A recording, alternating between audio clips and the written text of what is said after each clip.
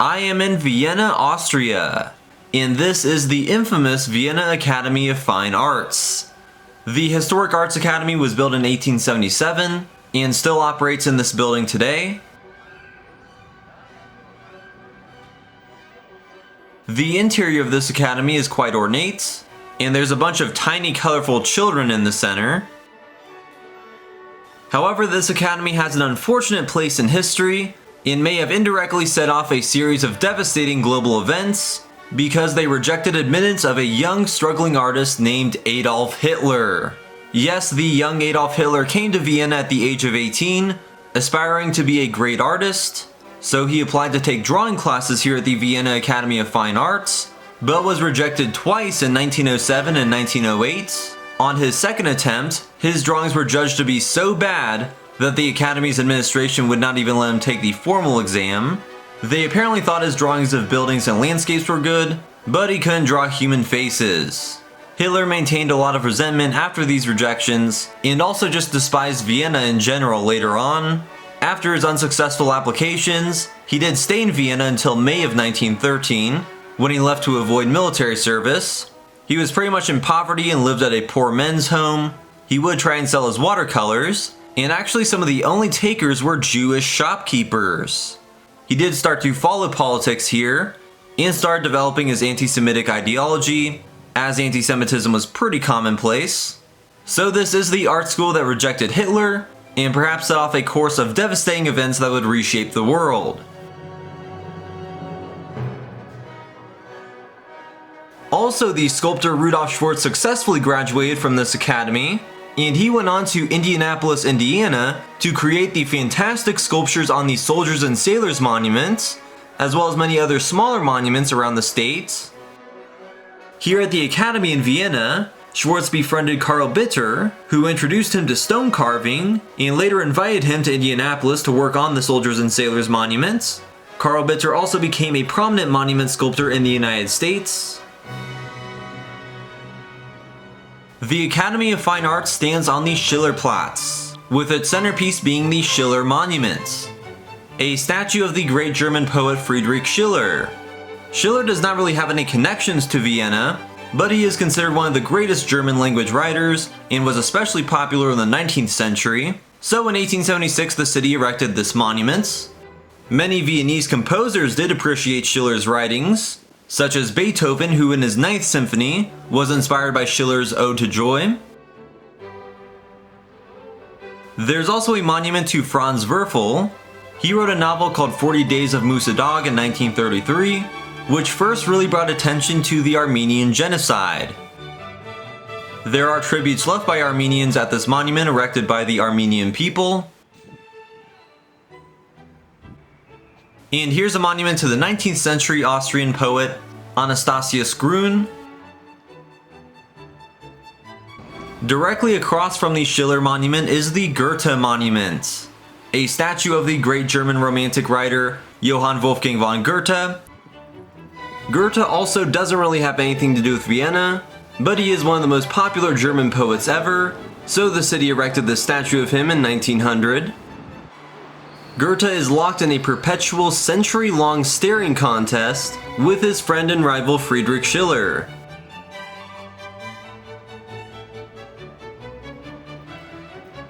I have now come to the Burggarten, which was able to be built thanks to Napoleon's troops destroying the wall that was here. The centerpiece of this garden is the Mozart Monuments. Wolfgang Amadeus Mozart is one of the most important classical composers ever. He did often perform here in Vienna and lived here for several years. He actually died not too far away from here on December 5th, 1791. This monument was designed by the architect Karl Koenig, and the sculptures are composed of a type of marble from South Tyrol. A statue of Mozart tops the pedestal, and there are all sorts of ornaments below him, including a relief featuring scenes from Don Giovanni. This 1896 monument was originally erected on the Albertina Platz nearby, however it got damaged during the bombing in March of 1945. After that it was repaired and brought here to the Burggarten. There is also the statue of Emperor Franz Josef, this more humble monument to the last fully serving Habsburg Kaiser in his military regalia, depicts him walking through the garden as he often would.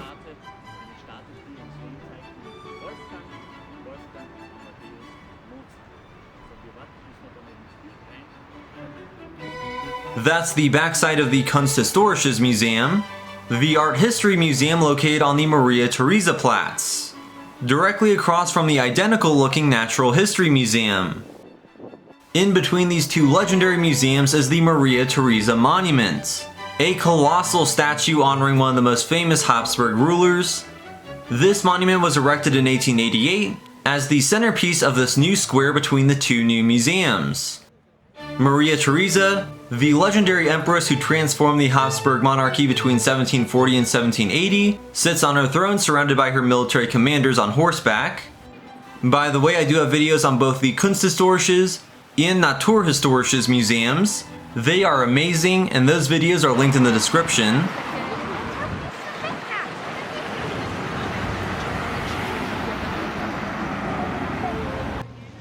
This is the Burgtor, a triumphal archway originally built in 1821 in honor of the eventual Austrian successes against Napoleon.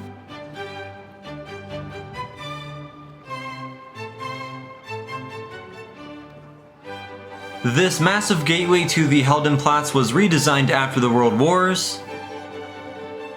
This cenotaph room was open for viewing.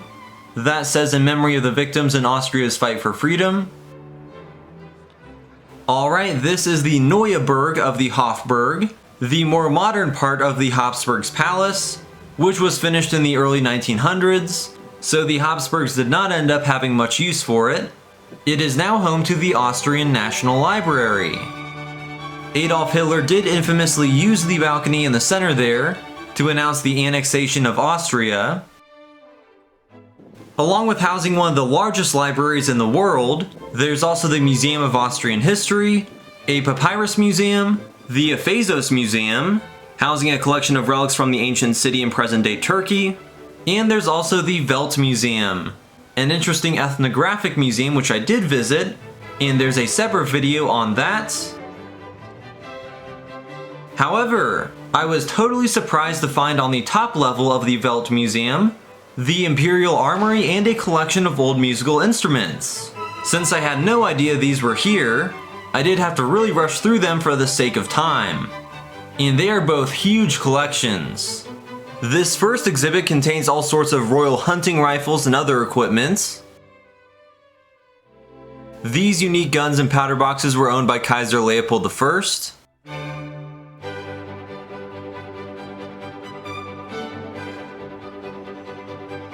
Here's a cage full of taxidermy falcons from the Middle East.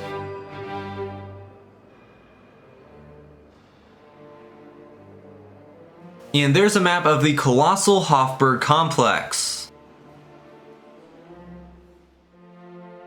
The Imperial Armory contains a wide variety of armor pieces from the 15th, 16th, and 17th centuries.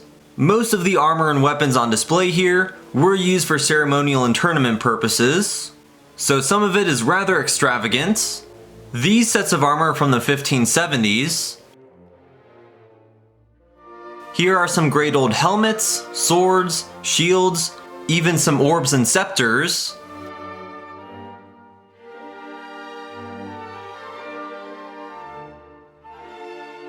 This 1557 armor suit with gold trimmings was created for Maximilian II.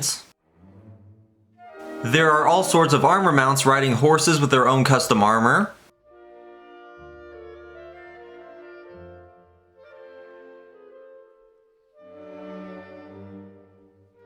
This fancy set of tournament armor belonged to Archduke Ferdinand II.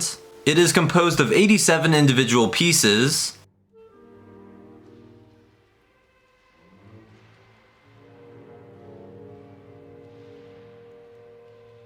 This is the butt of a 1650 flintlock shotgun that was elegantly decorated in Aachen to present as a gift at the coronation of Leopold I. This is called Romanish armor. It was made for Archduke Ferdinand II and his horse.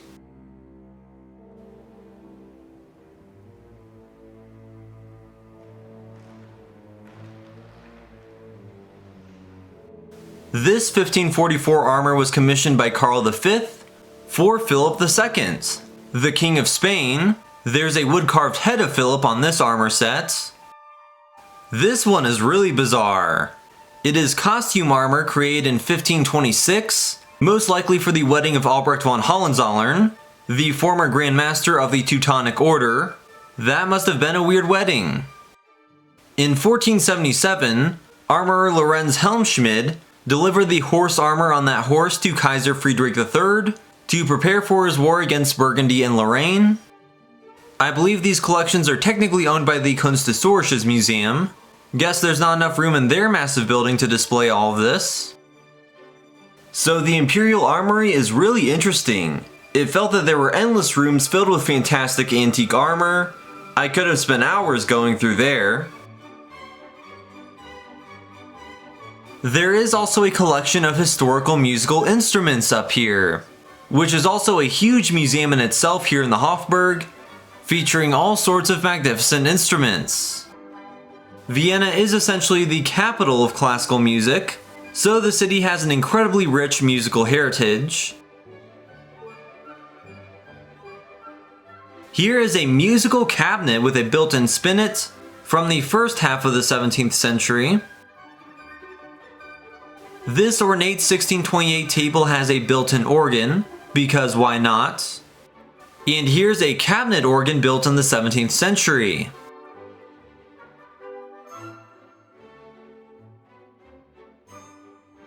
Here's an 1845 model map of Vienna. Notice the walls surrounding the center of the city are still there, but not for long. This violin may have belonged to Leopold Mozart, a court violinist to the Prince Archbishop of Salzburg, and father of Wolfgang Amadeus Mozart. Here is the life mask of Franz Schubert.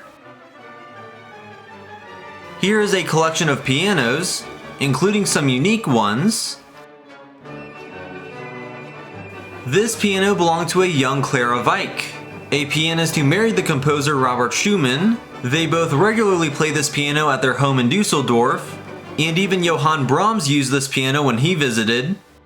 Okay, this is awesome. The grand piano of Franz Liszt. Liszt was like a rock star in his day, but in the 1860s he basically retired and used this era piano at his home in Rome. He would have used this piano in writing his final compositions. This is a violin built by Franz Geisenhoff. Both Johann Strauss I and II would have used violins just like this made by Geisenhoff. From my understanding, sadly, all of the Strauss's instruments were destroyed in World War II. This piano used to be at a local industrialist apartment and was used by the Waltz King, Johann Strauss II, when he visited. And this is the forte piano of Gustav Mahler, a great Viennese composer of the late 19th and early 20th centuries. That's very cool to see. So don't miss out on the Imperial Armory and Musical Instrument Collection in the Neuburg. What a pleasant surprise! I hope you enjoyed the video. If you did, then you'll probably appreciate my other Vienna videos, featuring all sorts of other sites and museums. I also have videos featuring attractions across Europe and America. Please like this video, share it, and subscribe to my channel for more. Thanks for watching!